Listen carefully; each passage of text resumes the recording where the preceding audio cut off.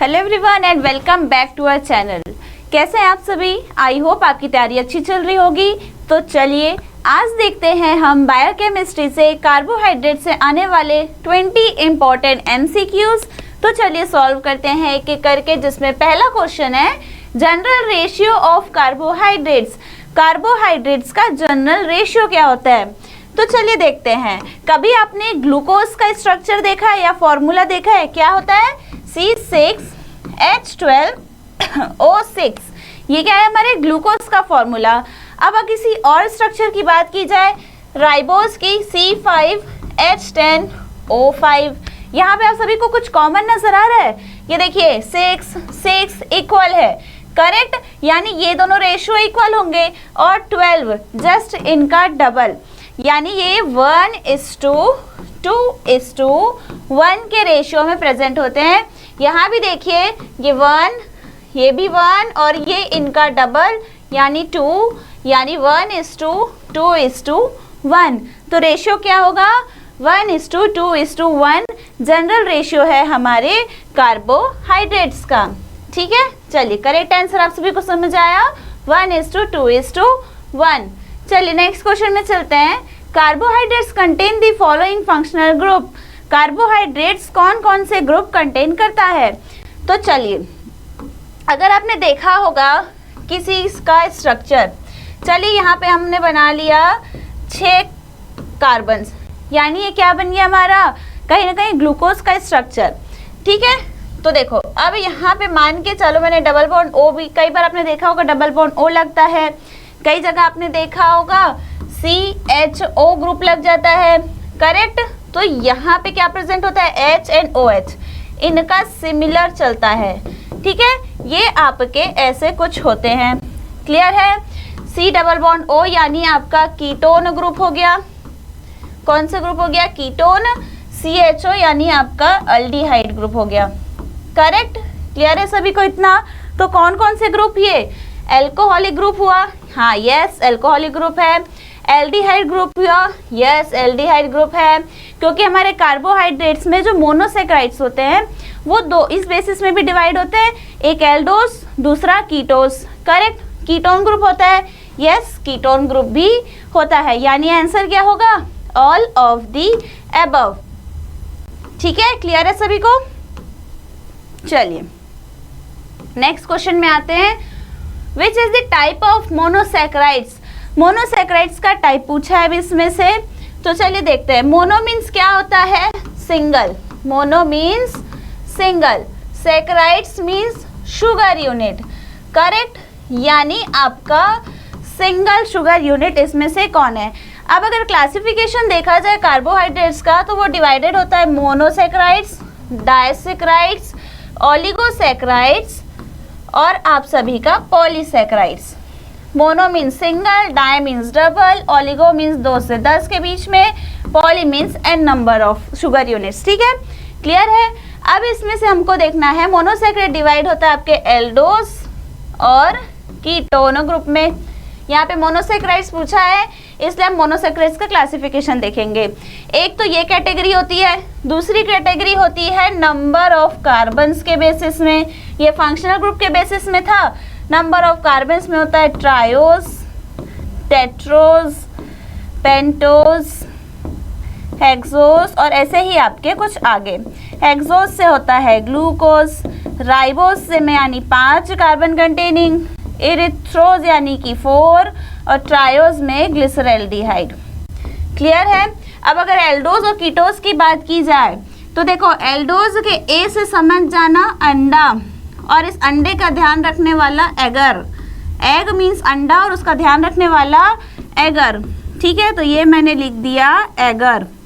ठीक है, ई से हो गया इरिथ्रोस। ठीक है, जी से ग्लूकोज, जी से गैलेक्टोज और उसके बाद आर से हो गया आप सभी का राइबोज। क्लियर है? अब देखिए इसमें से क्या आपको दिख रहा है? इरिथ्रोज नजर आ रहा है। ये क्या है आपका? मोनोसेक्राइड का टाइप्स है एल्डोज कैटेगरी में। ठीक है, बाकी ये लैक्टोज, सुक्रोज, ये दोनों क्या हैं आप सभी के, डाइसैकेराइड्स में आते हैं। किस में आते हैं, डाइसैकेराइड्स। और स्टार्च किस में आता है, पॉलीसैकेराइड्स में। उसमें भी ये आपके होमोपॉलीसैकेराइड्स का टाइप है। ठीक है, क्लासिफिकेशन आप सभी ने देखी है हमारे चैनल में। एक बार अगर नहीं देखी होगी उस वीडियो को जाके जरूर विजिट करें, वहां पे आपको सारे ट्रिक्स मिल जाएंगे। ठीक है, चलिए नेक्स्ट क्वेश्चन की तरफ चलते हैं। Which type of sugars are simplest and non hydrolysable. कौन से शुगर सिंपलेस्ट है यानी सबसे छोटे हैं, सबसे छोटे टूटे हुए हैं, और नॉन हाइड्रोलाइजेबल है यानी जिनको फर्दर वाटर की प्रेजेंस में, हाइड्रो मीन्स वाटर, वाटर की प्रेजेंस में जिनको फर्दर तोड़ा ना जा सके।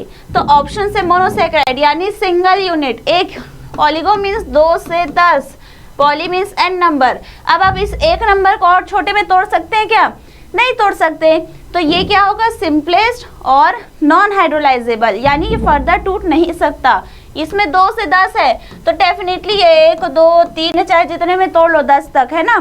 और पॉली में तो कितने भी होते हैं। तो करेक्ट आंसर क्या होगा हमारा, मोनोसैकेराइड्स। चल, which statement is correct for oligosaccharides. Oligosaccharides के लिए कौन सा स्टेटमेंट करेक्ट है, ओलिगो मीन्स 2 से 10 शुगर यूनिट, तो ये तो गलत हो गया। एल्डोस कीटोस ग्रुप किस में होते हैं, मोनोसैकेराइड्स के क्लासिफिकेशन में आते हैं। बचा क्या, हाइड्रोलाइजेबल, तो यस इनका तो हम हाइड्रोलिसिस कर सकते हैं क्योंकि इनमें 2 से 10 शुगर यूनिट प्रेजेंट है, इनको हम और तोड़ सकते हैं, है ना। चलिए नेक्स्ट क्वेश्चन में आते हैं। अभी हम, करेक्ट आंसर था hydrolysable. Next question, polymers of monosaccharide is called. Polymers means जब n नंबर और शुगर यूनिट्स को आप जोड़ दें, पॉलीमर बनना, सेम टू सेम कॉपीज का फॉर्मेशन होना, क्या कहलाता है, पॉलीमर्स। तो जब आप मोनोसैकेराइड के पॉलीमर्स बनाएंगे तो क्या बन जाएगा, ये पॉलीसैकेराइड्स। यानी जब आप, पॉली मीन्स n, है ना, इंक्रीज्ड, कॉपी, तो जब आप मल्टीपल कॉपीज लगा देंगे मोनोसैकेराइड की तो क्या कहलाएगा, ये पॉलीसैकेराइड। क्लियर है। चलिए नेक्स्ट क्वेश्चन पे चलते हैं हम। Alpha D and beta D glucose are. जो अल्फा डी है और बीटा डी है ये क्या है, तो देखो ये है तो आखिर ग्लूकोज ही, दोनों ग्लूकोज के स्ट्रक्चर है यानी इनका फॉर्मूला सेम होगा। कहीं ना कहीं इनके स्ट्रक्चर में चेंजेस होंगे, वो भी खासकर अल्फा मतलब क्या होता है, आपके किसी भी फंक्शनल ग्रुप का जो पहला कार्बन होता है वहाँ पे अगर कुछ चेंजेस होते हैं तो क्या कहलाएगा, ये अल्फा डी, और beta D means second carbon में उसके चेंजेस होंगे। ठीक है, तो ये क्या है आप सभी के, क्या कहलाएंगे ये, देखो स्टीरियो आइसोमर तो नहीं हो सकते क्योंकि कहीं से भी ये आइसोमेरिज्म, आइसोमर्स नहीं है, उसके कॉपीज नहीं है। ठीक है, एपीमर्स ये भी नहीं होंगे।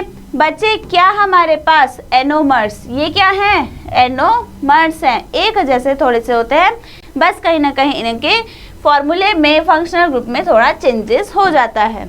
चलिए नेक्स्ट है, which is a reducing sugar. इसमें से कौन सा रिड्यूसिंग शुगर है, रिड्यूसिंग यानी जिसको आप या जिसके पास free aldehyde and keto group होते हैं, आगे चल के वो रिड्यूस हो सकते हैं, वो क्या है, रिड्यूसिंग शुगर है। तो चलिए देखते हैं यहाँ पे रिड्यूसिंग कौन सा है, नॉन रिड्यूसिंग कौन सा है। अगर याद ना हो तो याद कर लेना, जो नॉन रिड्यूसिंग शुगर है वो कौन होता है आप सभी का, सुक्रोज, और लैक्टोज और माल्टोज क्या है आप सभी के, रिड्यूसिंग शुगर है। और जो डेक्स्ट्रिन है ये क्या है, ये तो कॉम्प्लेक्स स्ट्रक्चर है जो कि आपका पॉलीसैकेराइड्स है। क्लियर है, तो करेक्ट आंसर क्या हुआ यहाँ पे, माल्टोज। क्या है ये, रिड्यूसिंग शुगर, क्योंकि सुक्रोज तो नॉन रिड्यूसिंग शुगर है ना। चलिए next question, hydrolysis of sucrose will give rise to. Sucrose का अगर हाइड्रोलिसिस करे तो वो क्या देगा, तो ऑप्शंस में है ग्लूकोज देगा, ग्लूकोज प्लस फ्रक्टोज में टूटेगा, या तो ये आपके फ्रक्टोज गैलेक्टोज में टूटेगा, या गैलेक्टोज और ग्लूकोज में टूटेगा। तो चलिए देखिए, डाइसैकेराइड्स में 3 चीजें होती हैं, सुक्रोज, लैक्टोज और माल्टोज। अब इसमें जो एक एक यूनिट है, डाई मीन्स 2 शुगर यूनिट, तो एक शुगर यूनिट तो फिक्स है कि ग्लूकोज होगा। ठीक है, अब बात करते हैं दूसरे शुगर यूनिट की, तो सुक्रोज मीन्स होता है आप सभी का केन शुगर, यानी गन्ना। केन मीन्स गन्ना, जो कि एक टाइप का क्या है आपका फ्रूट। तो यहाँ पे क्या होगा फ्रक्टोज। और कैसे याद करेंगे GF, ठीक है। सुक्रोज को याद करेंगे GF से, क्योंकि सुक्रोज तो सबसे मीठी शक्कर है ना, हो कि नहीं है। अब जो आपकी गर्लफ्रेंड होती है उससे मीठी तो इस दुनिया में कोई हो ही नहीं सकती, है ना। चलिए लैक्टोज की बात की जाए तो गैलेक्टोज, क्या होगा गैलेक्टोज। देखो यहाँ पे लैक्टोज वर्ड यूज हुआ है, यानी मिल्क शुगर, ठीक है। अब माल्ट शुगर की बात की जाए तो सिंपल आप सभी का टेबल शुगर, उसमें क्या प्रेजेंट होगा ग्लूकोज ही प्रेजेंट होगा। तो ग्लूकोज प्लस ग्लूकोज क्या बनता है माल्टोज। तो इसका करेक्ट आंसर क्या होगा ग्लूकोज प्लस फ्रक्टोज, ठीक है। क्लियर है सभी को इतना। चलिए नेक्स्ट क्वेश्चन में चलते हैं। All the followings are heteropolysaccharides except. Hetero means different, homo means same, यानी ऐसे कंपाउंड्स जिनमें आपके same type of sugar unit होंगे वो क्या कहलाएंगे होमोपॉलीसैकेराइड्स, और जिनमें डिफरेंट टाइप्स के शुगर यूनिट्स होंगे वो क्या कहलाते हैं हेट्रोपॉलीसैकेराइड्स। अब यहाँ पे देखिए आप सभी को मैंने एक ट्रिक बताई थी लास्ट क्लास में रिकॉर्डिंग्स में, क्या था वो HD चौक। क्या था HD चौक था कि नहीं था। hyaluronic एसिड था, है ना, फिर उसके बाद डर्मेटन सल्फेट था, करेक्ट। उसके बाद कॉन्डोट्रॉइन था, फिर H से अगर बात की जाए तो होता है हमारा हिपेरिन होता है, फिर अगर K की बात की जाए तो केराटिन सल्फेट था। ये क्या थे हेट्रोपॉलीसैकेराइड्स थे। तो देखिए यहाँ पे क्या है, क्या होगा यहाँ पे हेट्रोपॉलीसैकेराइड्स, तो खुद यहाँ पे दिया है ऑप्शन में, ठीक है। केराटिन सल्फेट भी दिया है और हमारा हिपेरिन भी दिया है। ये जो स्टार्च है ये क्या है होमोपॉलीसैकेराइड है। क्या है ये होमोपॉलीसैकेराइड है। पूछा था यहाँ पे एक्सेप्ट, यानी इनमें से कौन सा नहीं है, ठीक है। क्लियर है सभी को। चलिए नेक्स्ट क्वेश्चन में चलते हैं। Barfoed's test is identify which type of sugar. जो बारफोर्ड्स टेस्ट होता है किस टाइप के शुगर को आइडेंटिफाई करने का काम करता है। तो चलिए देखते हैं कैसे याद करना था। मैंने आपको कोई ट्रिक बताई थी। बार मीन्स आप सभी का, आप बार में जाते हैं और सिंगल पेग लेते हैं, करेक्ट। सिंगल मीन्स आप सभी का क्या होता है मोनोसैकेराइड्स। तो ये किसके लिए पॉजिटिव टेस्ट देता है मोनोसैकेराइड्स के लिए पॉजिटिव टेस्ट देता है, ठीक है। क्लियर है। चलिए नेक्स्ट क्वेश्चन में आते हैं। पफ शेप्ड क्रिस्टल्स आइडेंटिफाइज विच शुगर। आपके ओसाजोन टेस्ट में 3 टाइप के रिजल्ट आते हैं, ठीक है। उन 3 में से होता है एक आपका निडल शेप होता है, एक होता है पफ शेप और एक होता है सनफ्लावर के बीज की तरह। अब ये पफ मीन्स क्या।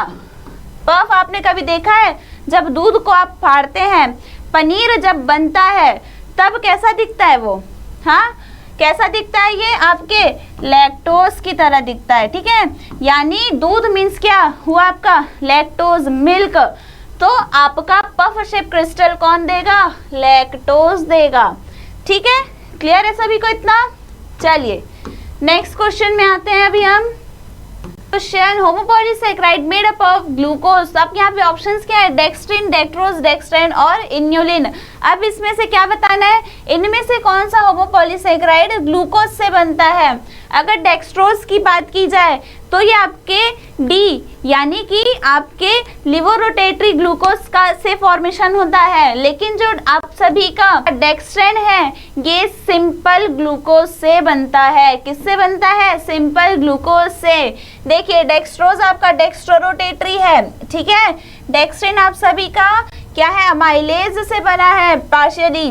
डेक्स्ट्रन आप सभी का ग्लूकोज से बनता है। और अगर इन्यूलिन की बात की जाए तो कहीं ना कहीं इसमें फ्रक्टोज का यूज होता है, ठीक है। चलिए next question. Inability to digest lactose.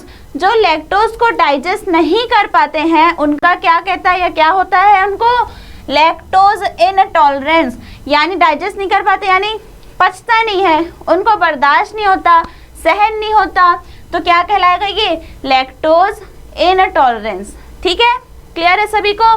Fructose intolerance means जिनको फ्रक्टोज से एलर्जी होगी, यहाँ पे इनकी बॉडी लैक्टोज को डाइजेस्ट नहीं कर पाती है, इसलिए क्या है ये? लैक्टोज इनटॉलरेंस है। ठीक है, क्लियर है?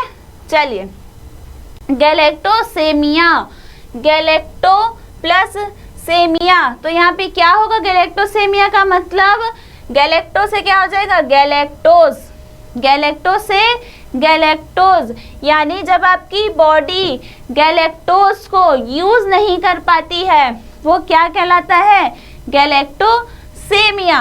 ठीक है, चलिए नेक्स्ट क्वेश्चन में आते हैं। Disease that occurs when the bodies immune system destroys the pancreas insulin producing sales, यानी वो डिसीज, ऐसे डिसीज को हम क्या नाम देते हैं? जब आपके पैनक्रियाज में जो इंसुलिन प्रोड्यूसिंग सेल्स है उसको वो डिस्ट्रॉय कर देती है बॉडी हमारी, वो कौन से टाइप का?